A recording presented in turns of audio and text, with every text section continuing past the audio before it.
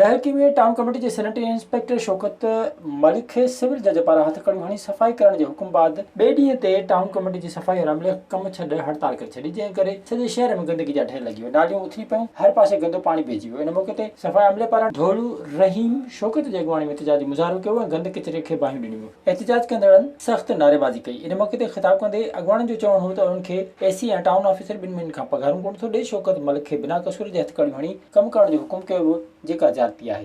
पिछली चक्कर भी हम लोग ने मिन्नत की, उनको बोला बाबा ये सुबह शाम घूम रहा है, बेचारा काम कर रहा है, हर स्टाफ, और इतवार वाले दिन भी ये इसी हमारे को बुलवा रहा है, फिर भी हमारे साथ नाइंसाफी है।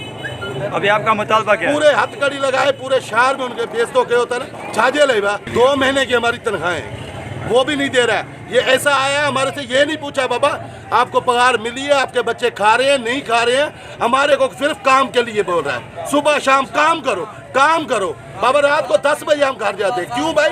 जे 1-2 आदमी नहीं आते उसको एक्सटेंड करो, क्यों भाई? हमारा ये यूरो में हम अपने शहर को सफाई कर रहे हैं, हर चीज हम अपने शहर के लिए करें, फिर भी हमारे साथ जुल्म है। मुताबिक शौकत खे हथकड़ियूं हणाईंदड़ खां माफ़ी वठी 2 महीननि खां फौरी पघारूं ॾियारियूं वञनि, ॿी सूरत में सफ़ाई अमलो कम छॾ हड़ताल जारी रखंदो। विजिट कयो अवामी आवाज़ मीडिया ग्रुप की वेबसाइट awamiawaz.pk।